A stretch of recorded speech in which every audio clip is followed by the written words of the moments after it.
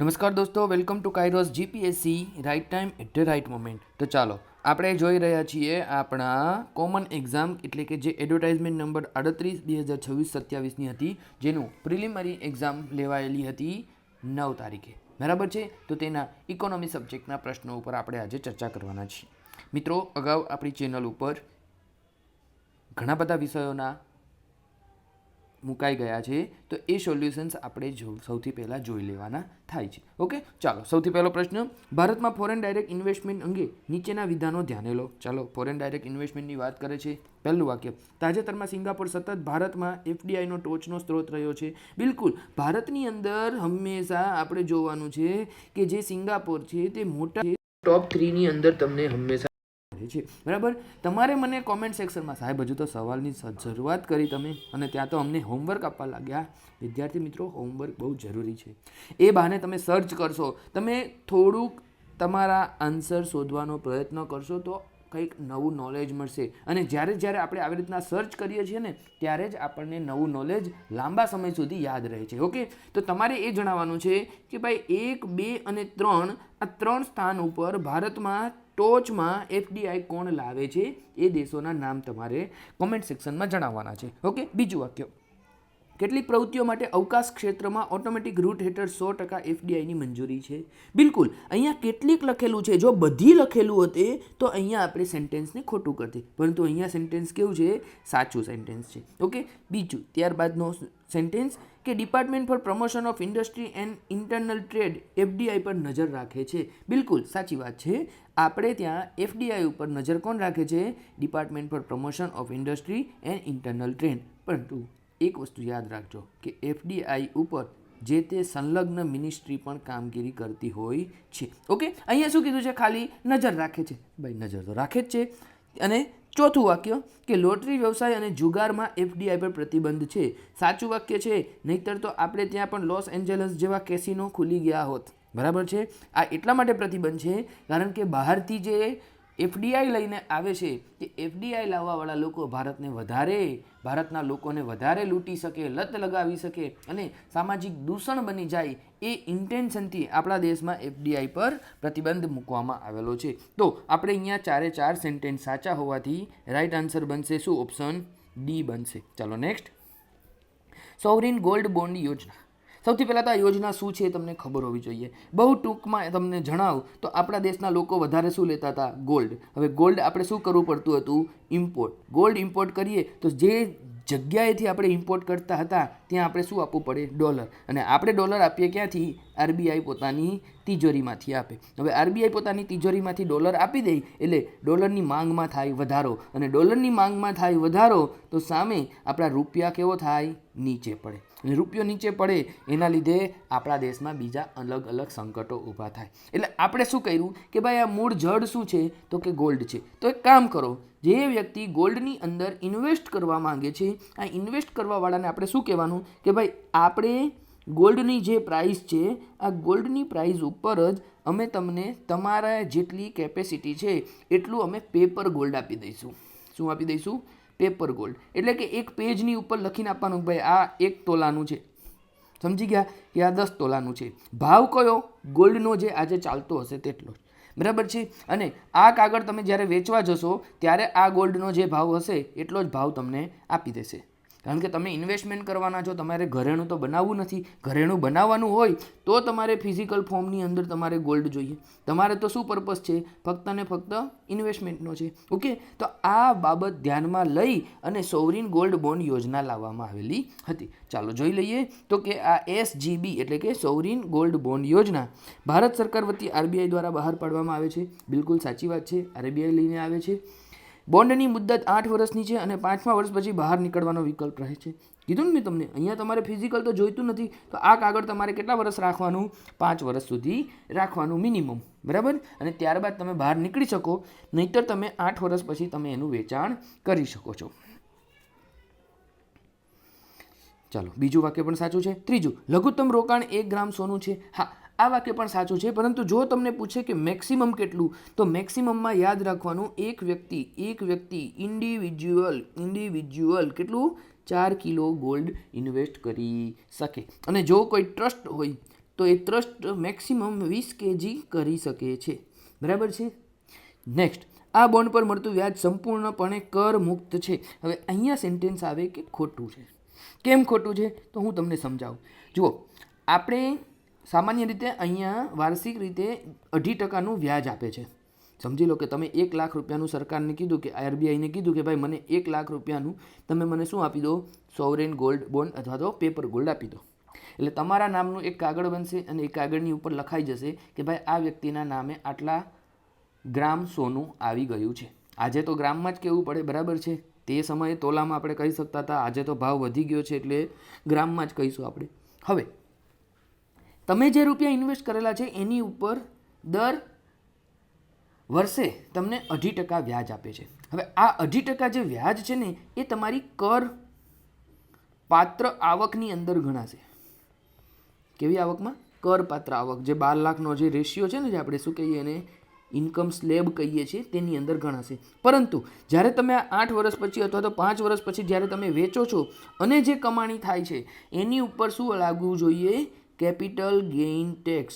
તો એ capital gain tax આની ઉપર લાગતો નથી. ફક્ત ને ફક્ત જે વ્યાજ આવે છે આ 2.5% વાળું, તેના ઉપર જ તમારી ઇન્કમ સ્લેબમાં તમારી શું ગણાય છે? ટેક્સ ગણાય છે. ઓકે, સો અહીંયા આપણું જે ચોથા નંબરનું વાક્ય છે એ ચોથા નંબરનું વાક્ય આપણું કેવું થાય છે? ખોટું થાય છે. તો આપણા સાચા આન્સર કયા બનશે? ઓપ્શન એ 1, 2 અને 3. નેક્સ્ટ, 2011ની વસ્તી ગણતરી મુજબ શહેરી વસ્તીની ટકાવારીના આધારે નીચેના ભારતીય રાજ્યોને ઉતરતા ક્રમમાં ગોઠવો. જો એક વાત કહી દઉં તમને, 2011ની વસ્તી ગણતરી આપણે ક્યાં સુધી ખેંચવાની? તો જે સમયગાળા દરમિયાન 2020 ચાલતું હતું, 21 ચાલતું હતું, 22 ચાલતું હતું, એ સમયગાળા દરમિયાન આપણને એવું હતું કે ભાઈ સરકાર હમણાં વસ્તી ગણતરી કરાવે ત્યારે અમે એના ડેટા ગોખીએ, સરકાર હમણાં વસ્તી ગણતરી કરાવે અને અમે એના ડેટા રિકવર કરીએ. પરંતુ આજ સુધી 2026નો આ ઓગસ્ટ મહિનો ચાલે છે, છતાં પણ આપણે શું કરવું પડે છે? 2011ની વસ્તી ગણતરીના ડેટા યાદ રાખવા પડે છે. તો હવે સરકારે જ્યારે વસ્તી ગણતરીના ડેટા રિલીઝ કરે ત્યારની વાત, ત્યારે આપણે પરીક્ષા પાસ કરવા માટે આને જ આપણી ભગવદ્ ગીતા માનીને આગળ વધી જવાનું છે. બરાબર છે. તો 2011ની વસ્તી ગણતરીના ડેટા આપણે જોવા જઈએ તો તેની અંદર મહારાષ્ટ્રની જે વસ્તી હતી એ મહારાષ્ટ્રની વસ્તી લગભગ 11.24 કરોડ હતી. ત્યારબાદ તમિલનાડુ આવે છે. તમિલનાડુની વસ્તી હતી લગભગ 7. શું થયું?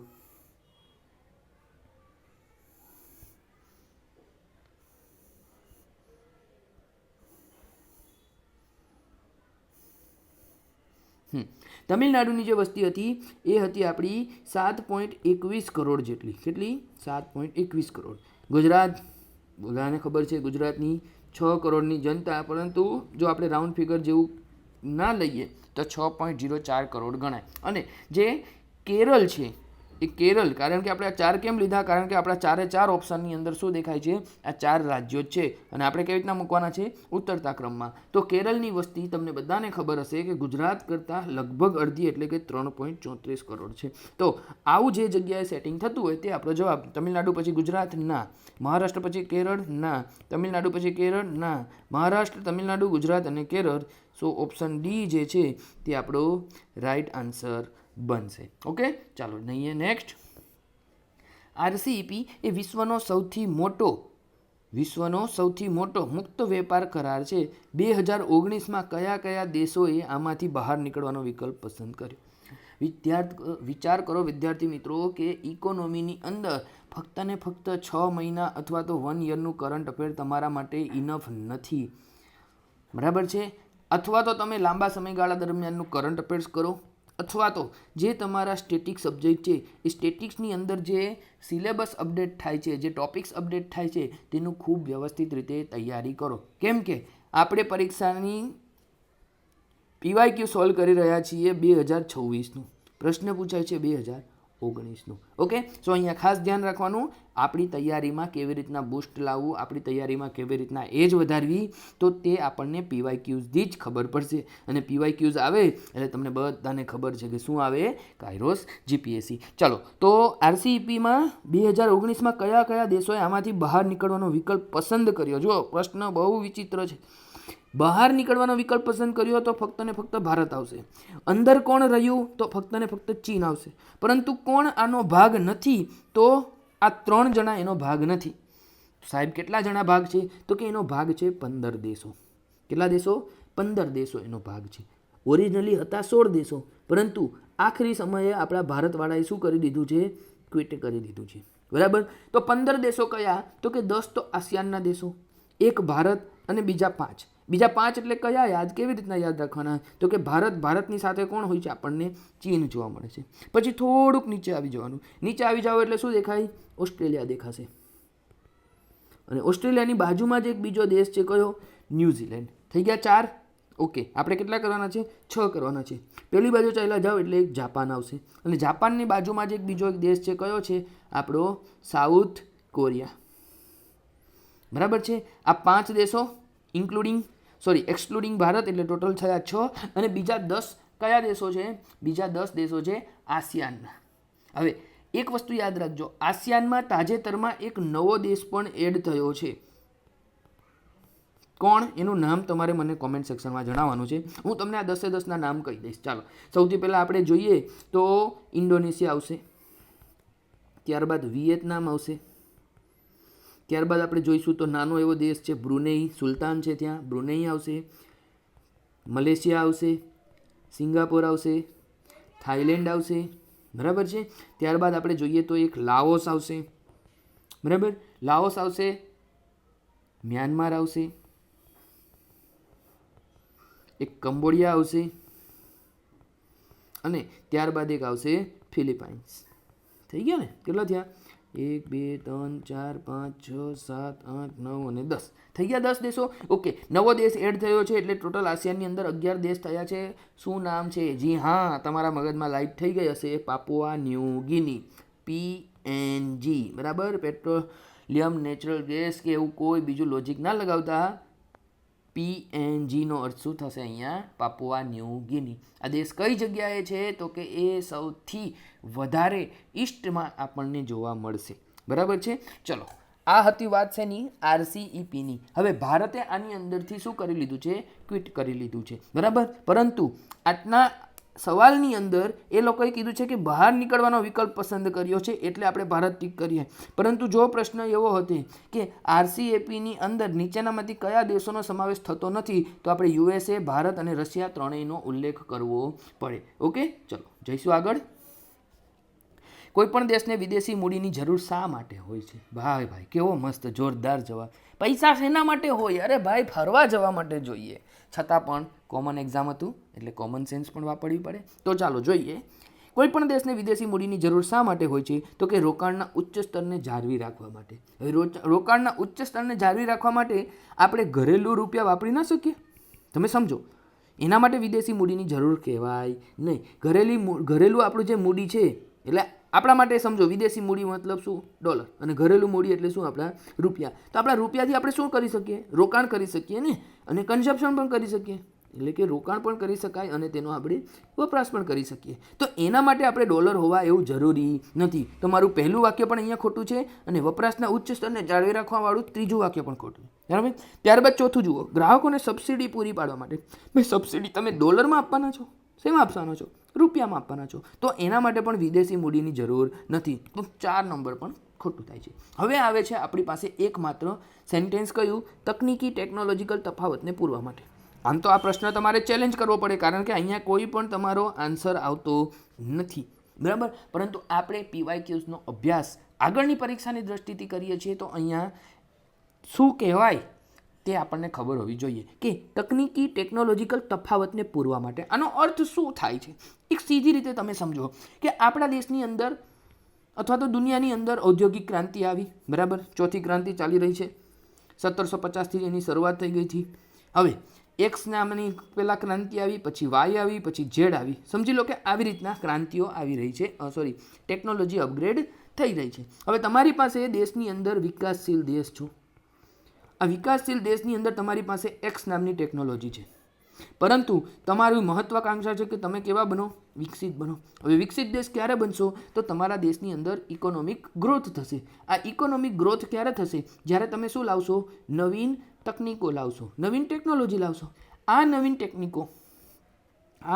ટેકનિકો માટે તમારે શું કરવું પડશે? બહારથી કંઈક મંગાવવું પડશે, તો તમે ખબર પડશે ને. ચાઇનાની જેમ રિવર્સ એન્જિનિયરિંગ કરી લેવાની. અમેરિકામાંથી કોઈ પણ વસ્તુ બનતી હોય ને એને લઈ આવવાની, પછી જેમ જેમ ખોલતા જાય ને એમ એનું વિડીયોગ્રાફી કરવાની ને એના પાર્ટ્સ બનાવી નાખવાના, પછી એની અંદર માઇનર ચેન્જ કરવાના, એટલે એ મેડ ઇન ચાઇના બનાવી લે. બરાબર છે? તો તમારે નવી ટેકનોલોજીને શું કરવી પડે? આયાત કરવી પડે. શું કરવી પડે? આયાત કરવી પડે. તમારા દેશની અંદર એક્સ ટેકનોલોજી છે, કદાચ વાય ટેકનોલોજી પણ આવી ગઈ, પરંતુ જે એકદમ લેટેસ્ટ ટેકનોલોજી કે ઝેડ ટેકનોલોજી છે એને શું કરવું પડે? આયાત કરવું પડે. અને આયાત કરવા માટે તમારી પાસે શું જોવું જોઈએ? ડોલર હોવા જોઈએ. તો અહીંયા બીજા નંબરનું જે સેન્ટેન્સ છે ને તે જ એકમાત્ર સાચું લાગે છે. જો વિદ્યાર્થી મિત્રો, એક ક્લેરિફિકેશન કરી દઈએ. ઇકોનોમી વિષયની અંદર ઘણીવાર ઘણા બધા સ્ટેટમેન્ટના અર્થ કેવી રીતના તમે કાઢો છો તેના ઉપર પણ જાય છે. બરાબર છે? તો અહીંયા બની શકે કે જીપીએસસી વાળા કંઈક બીજો લોજિક લગાવીને આ ક્વેશ્ચનનો આન્સર આપી શકે, પરંતુ જે અન્ડરસ્ટેન્ડિંગ છે, જે આટલા વર્ષોની મહેનત છે, આટલા વર્ષોનું વર્લ્ડ અફેર્સ આપણે જોઈએ છે ઇકોનોમી રિલેટેડ, તો તે મુજબ આ પ્રશ્નોનો જવાબ ચેલેન્જ થવો જોઈએ અને ખાલી ને ખાલી 2 નંબરનું સેન્ટેન્સ જ સાચું દેખાય છે. ઓકે, ચાલો જઈએ આગળ. વૈશ્વિક સપ્લાય ચેઇન એટલે કે પુરવઠા સાંકળ અને આર્થિક સુરક્ષા અંગે ચર્ચાઓ સંદર્ભમાં ખાસ કરીને કોવિડ-19ની મહામારી પછી નીચેનામાંથી કયું વિધાન ફ્રેન્ડ શોરિંગની વિભાવનાને સૌથી સારી રીતે સમજાવે છે? એટલે સીધો સાદો અર્થ અહીંયા યાદ રાખવાનો. ફ્રેન્ડ શું છે? ફ્રેન્ડ.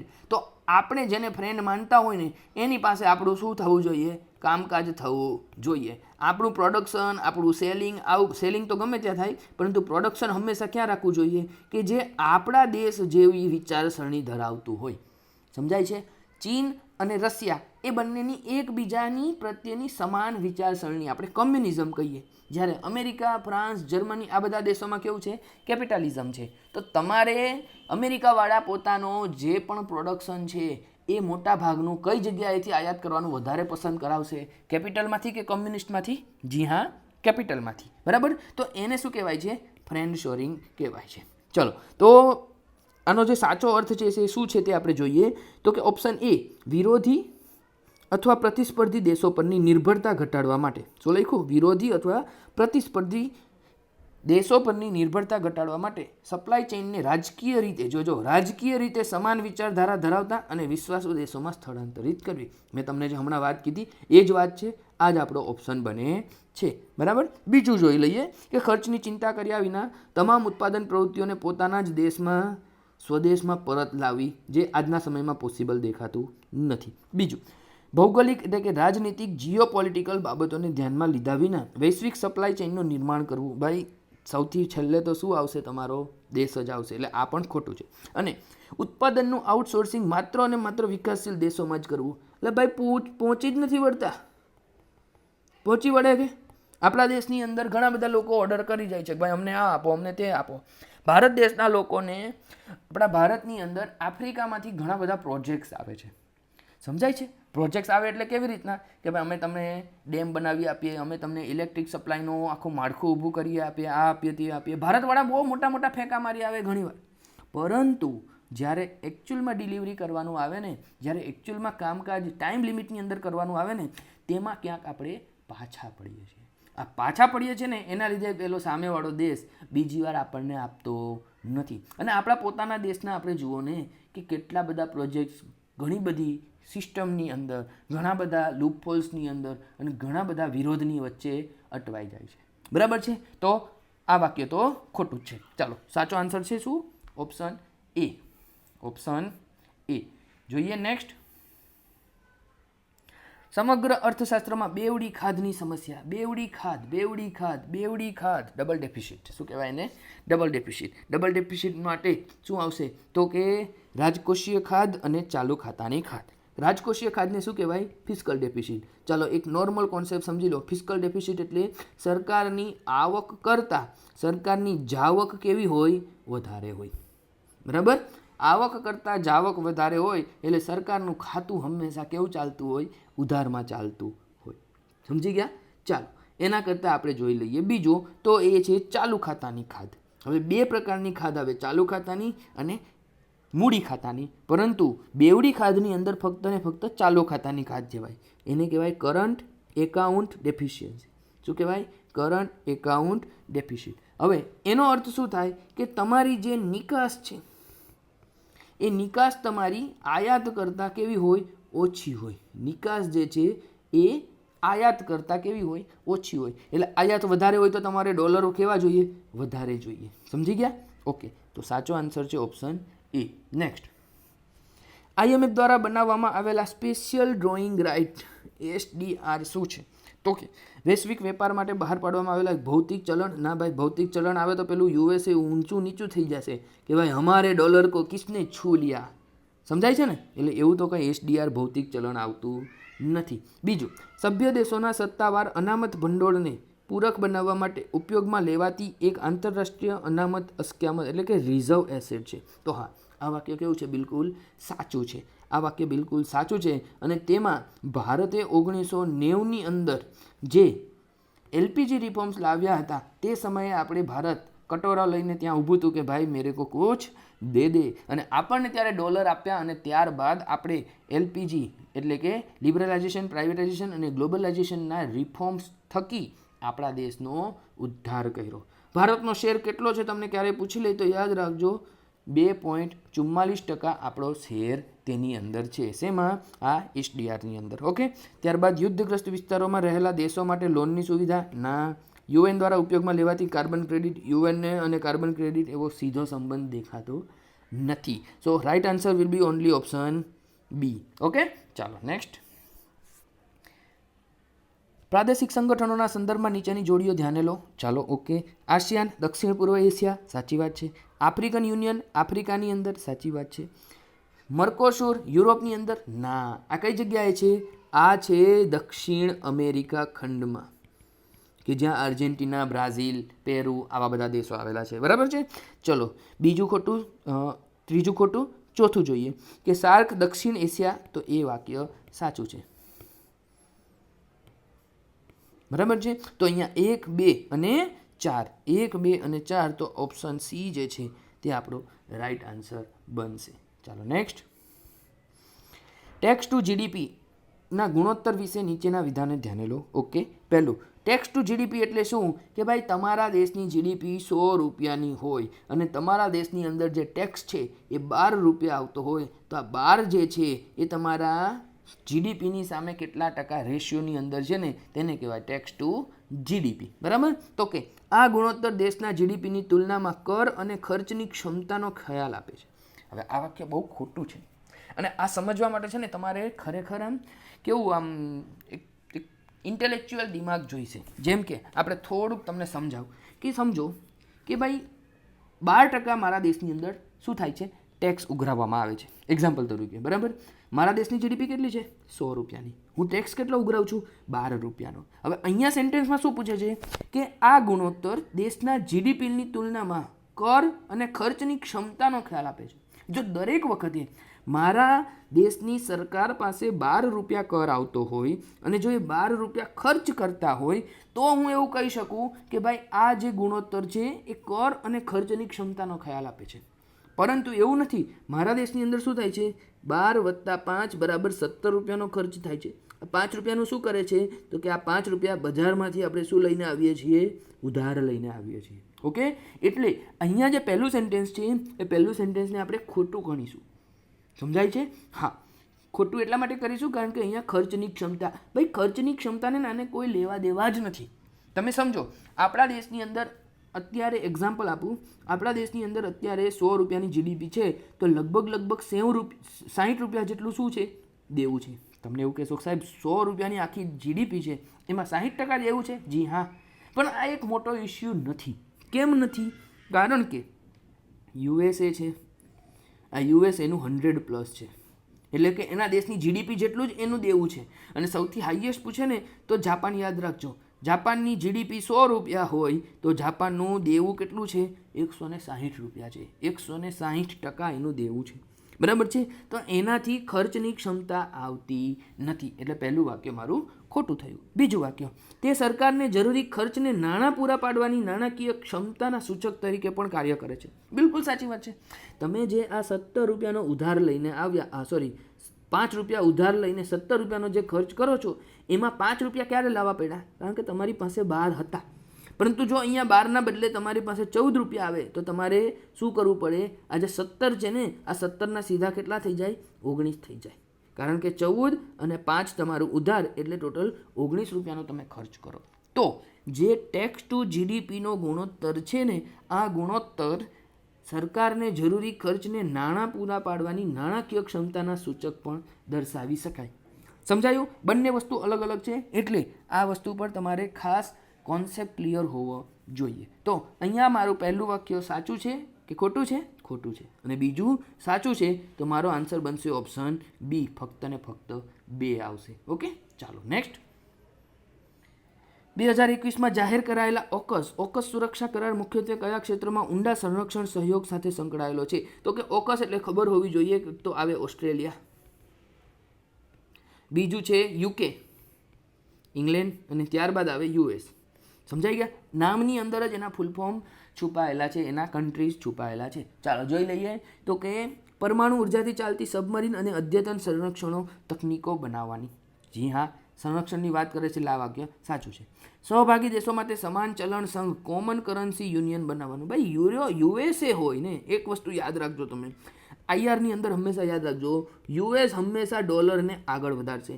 કોઈ દિવસ અમેરિકા એવા કોઈ ગ્રુપની અંદર સામેલ નહીં થાય કે જેના લીધે ડોલર કેવો થાય? નીચે પડે, અથવા ડોલરનું વેલ્યુ ઘટે. બરાબર છે? એટલે બીજું વાક્ય ખોટું. ત્રીજું, યુરોપિયન યુનિયન સંરક્ષણ દળોમાં વહેંચાયેલું સભ્યપદ છે. ભાઈ કીધું યુરોપિયન યુનિયન છે જ નહીં, અહીંયા તો આ 3 દેશો જ છે, એટલે મારું ત્રીજું પણ ખોટું. અને સંયુક્ત કૃષિ સબસિડી સાથે પણ એને કંઈ લાગતું ઓળખતું નથી. તો મારો આન્સર શું આવશે? ફક્ત ને ફક્ત એક જ સેન્ટેન્સ. ઓકે, ચાલો નેક્સ્ટ.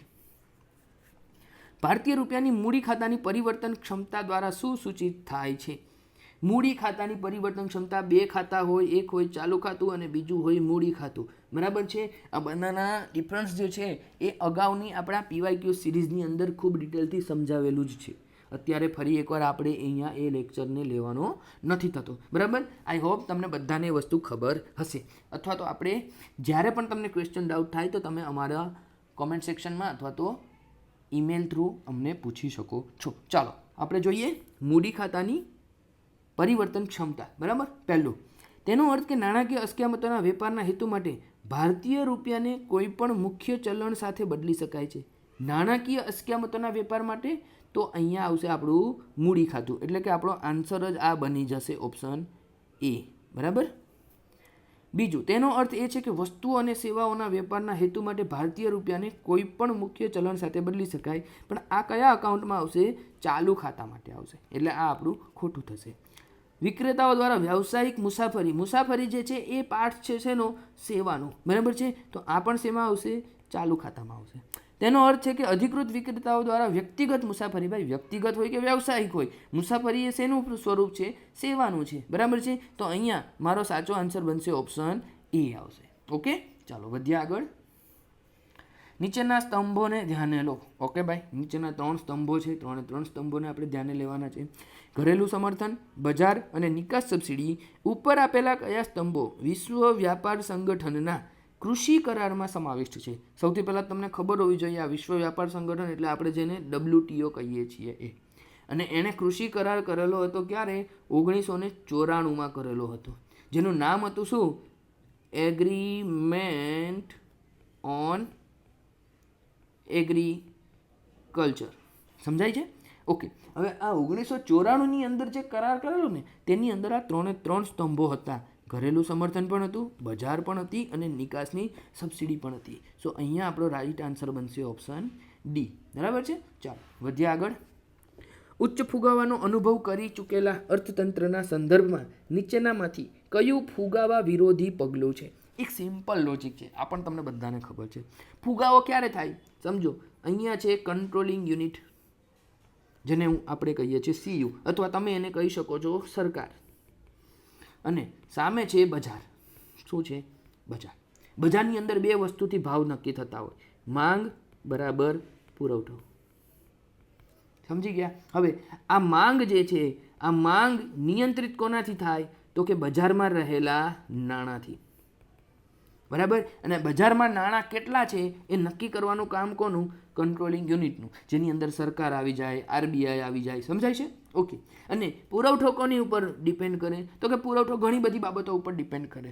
જેમ કે જો ડોલરના ભાવ ઊંચા નીચા થાય તો બહારથી નિકાસ કરવાની વસ્તુઓ આપણે મતલબ બીજા દેશોમાંથી નિકાસ કરીએ, આપણા દેશ માટે આયાત કરીએ છીએ, તો એ આયાત કરવામાં આવેલી બધી વસ્તુઓનો જથ્થો કેટલો છે એના ઉપર નક્કી થાય. બીજું, એગ્રીકલ્ચર પ્રોડક્ટ હોય, એગ્રીકલ્ચર પ્રોડક્ટમાં ચોમાસું કેવું જાય છે એના આધારે પુરવઠો નક્કી થાય. જેમ કે તમને ખબર છે કે ચોમાસું આવશે એટલે કાંદાના ભાવ વધી જશે, અને બાકી ઉનાળાની અંદર કાંદાના ભાવ કેવા હોય? ઓછા હોય. સમજાય છે ને પોઈન્ટ? ઓકે. તો બજારની અંદર નાણાં વધારે તો માંગ વધારે, અને પુરવઠો એટલો ને એટલો હોય એટલે ભાવમાં શું થાય? ભાવમાં થાય વધારો. અને એક સ્તરથી ભાવમાં વધારો થાય એટલે એને આપણે શું કહીએ છીએ? ફુગાવો કહીએ છીએ. તો તમારે ફુગાવો ઘટાડવો હોય તો શું કરવું પડે? માંગ ઘટાડવી પડે. અને માંગ ક્યારે ઘટે? તો કે બજારની અંદર નાણાં કેવા હોવા જોઈએ? ઓછા હોવા જોઈએ. હવે નાણાં ઓછા કોણ કરી શકે? તો કે સરકાર કરી શકે, અથવા તો કંટ્રોલિંગ યુનિટની અંદર આરબીઆઈ પણ કરી શકે છે.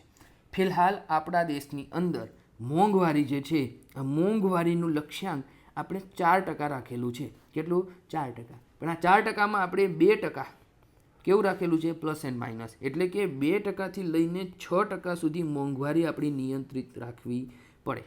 બરાબર છે? ચાલો, તો હવે તમે શું કરશો ફુગાવા વિરોધી પગલાં માટે? તો કે તમે બજારમાંથી રૂપિયા ઓછા કરશો.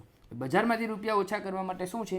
તો કે આવકવેરાના દરોમાં ઘટાડો અને સરકારી ખર્ચમાં વધારો. હવે સરકારી ખર્ચમાં વધારો કરશો તો પૈસા ક્યાં વપરાશે? બજારમાં વપરાશે. તો બજારમાં નાણાં શું થયા? વધ્યા કે ઘટ્યા?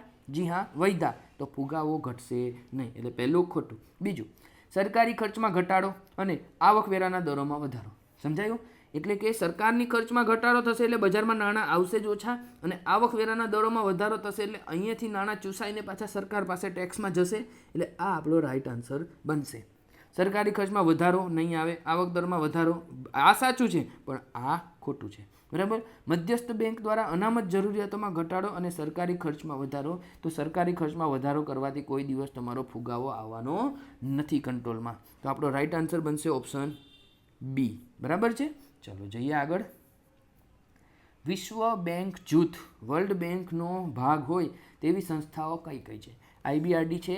જી હા, international bank for reconstruction and development. IDA છે? જી હા, ઇન્ટરનેશનલ ડેવલપમેન્ટ એસોસિએશન. આઈએમએફ? ના ભાઈ, આ આઈએમએફ નથી. બીઆઈએસ પણ નથી. આ બીઆઈએસ તો સૌથી જૂની, લગભગ 1928ની અંદર જે વૈશ્વિક મંદી આવી હતી તેના પછી આ બેંકની સ્થાપના થઈ હતી. એક શેના માટે પ્રખ્યાત છે? તમને પરીક્ષામાં પૂછાય ને તો યાદ રાખજો, એ બેઝલ નોર્મ્સ માટે પ્રખ્યાત છે. અને ભારતમાં વર્તમાનમાં કયું બેઝલ ચાલે છે?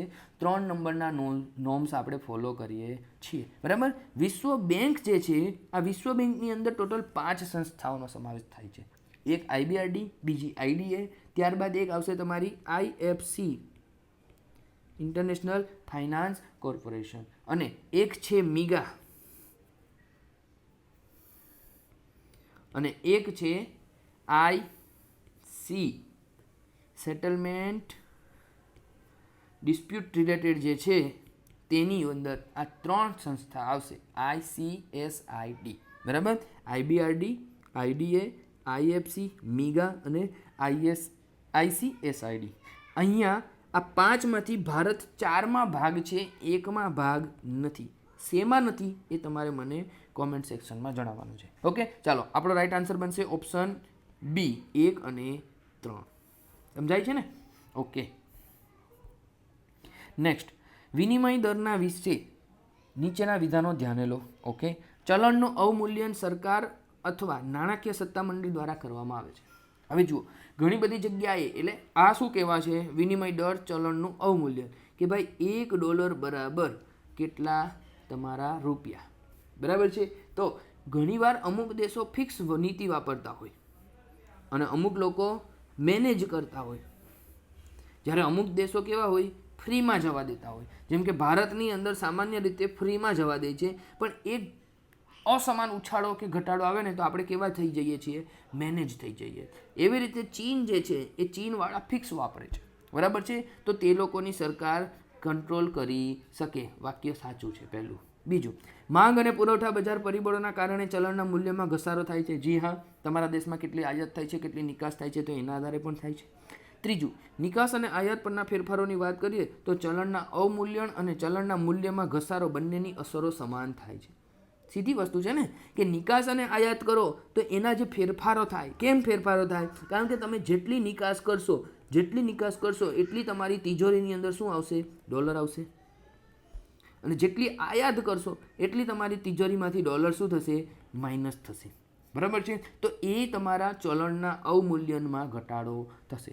આપણા દેશની અંદર એટલી નિકાસ વધારી દો ને કે આપણા દેશની સામે અમેરિકાનો ડોલર કેવો થઈ જાય? નાનો દેખાય. બરાબર છે. પણ એના માટે આપણે ઘણા બધા જડમૂળથી રિફોર્મ્સ લેવા પડશે. ઓકે, ચાલો ભવિષ્યમાં આપણે એ બાબત પર વિચાર કરીશું. અત્યારે આપણે આપણી એક્ઝામના PYQs ઉપર ફોકસ કરીશું. ચાલો, તો અહીંયા મારો સાચો આન્સર બનશે ઓપ્શન ડી, 1, 2 અને 3. નેક્સ્ટ જોઈશું કે નીચેનામાંથી કયું 1990ના દાયકામાં રજૂ કરાયેલ નાણાકીય ક્ષેત્રના સુધારોનો ભાગ નથી? 1990માં આપણે શું કરેલું? તો કે વ્યાજ દરોને નિયંત્રણ મુક્ત કરેલા. સાચી વાત છે. બેંકોમાં ખાનગી અને વિદેશી રોકાણ પર પ્રતિબંધ. ના ભાઈ, આપણે શું લઈને આવેલા હતા? લિબરલાઇઝેશન, એટલે કે ઉદારીકરણ. અને ઉદારીકરણ કોને કહેવાય? કે તમારું જે પણ ક્ષેત્ર છે તેની અંદર બધાને ભાગ લેવા માટે આપણે પ્રોત્સાહન આપતા હતા, કોઈને પ્રતિબંધ કરતા હતા નહીં. ઓકે, તો અહીંયા જ આપણો રાઈટ આન્સર બની જાય છે ઓપ્શન બી. બરાબર. જાહેર ક્ષેત્રની બેંકો પર બિનકાર્યક્ષમ અસ્કયામતોનો બોજ ઘટાડવો. બિલકુલ. રોકડ અનામત પ્રમાણ અને વૈધાનિક તરલતાના પ્રમાણમાં પણ આપણે ઘટાડો કરવાની વાત કરેલી હતી. આ શું છે? તો કે આ મોનેટરી પોલિસી કમિટી, તમે જો ભણેલા હશો તો તમને ખબર છે કે SLR અને CRR એની અંદર શું કરતી હતી સરકાર? કે ભાઈ બેંકોની પાસે 100 રૂપિયાની ડિપોઝિટ હોય તો 40 રૂપિયા તમારે ફિક્સમાં રાખી મૂકવાના. ફિક્સમાં મીન્સ કાં તો CRRમાં અને SLR થઈને. એટલે બેંક બાકીની લોન આપી શકતી હતી કેટલા રૂપિયાની? ખાલી 60 રૂપિયાની. હવે બેંક પોતાનો ખર્ચો આ 60 રૂપિયાની લોનથી આપતી હતી. પણ જો આ રિઝર્વ 40ના બદલે 20 થઈ જાય તો બેંકને હવે લોન આપવા માટે 80 રૂપિયા મળે. સપોઝ કરો બેંકનો ખર્ચો 10 રૂપિયા હોય તો 60 રૂપિયા ઉપર 10 રૂપિયા વ્યાજ લેવું પડે અને 80 રૂપિયા ઉપર 10 રૂપિયા વ્યાજ લેવું પડે. સમજાય છે? તો 80 રૂપિયાવાળી વ્યાજ વધારે મળે એવું વિચારીને લોકો શું કરતા હોય છે? લોન લેતા હોય છે. બરાબર છે. તો આ વસ્તુ પણ આપણે ઘટાડો કરવાની વાત થયેલી હતી. ચાલો, તો અહીંયા આપણો રાઈટ આન્સર બનશે ઓપ્શન બી. ચાલો, થઈ ગયું. તો VR કાયરોઝ, તમને જો આ ચેનલની PDF જોઈતી હોય તો આપણો અત્યારે 15મી ઓગસ્ટ સુધીનો વિશેષ ઓફર છે. આ ઓફર કેવી રીતના મળશે એના માટે તમે અમારા ટેલિગ્રામ ચેનલ પર જોઈન્ટ થઈને જોઈ શકો છો. ઓકે, કોઈ ક્વેરી, કોઈ ક્લેરિકલ મિસ્ટેક્સ, અન્ય કોઈ પણ વસ્તુની પ્રોબ્લેમ થતા હોય તો તમે અમને ઈમેલ કરી શકો છો. પરંતુ જો તમને અમારું કાર્ય, અમારા વિડીયોઝ ગમતા હોય, અમારી પદ્ધતિઓ મજા આવતી એવી હોય તો તમે તમારા મિત્રો સુધી અમને યુટ્યુબના માધ્યમથી પહોંચતું કરાવો. બરાબર છે. ટૂંક સમયની અંદર આપણે 10K સબસ્ક્રાઈબર થવા જઈ રહ્યા છીએ. તો અમે આશા રાખીએ કે આ એક સારા અવસર પર આપ સર્વનો સાથ અમને મળી રહે. ઓકે, મળીશું નવા વિડીયોમાં. ત્યાં સુધી આભાર. Thank you.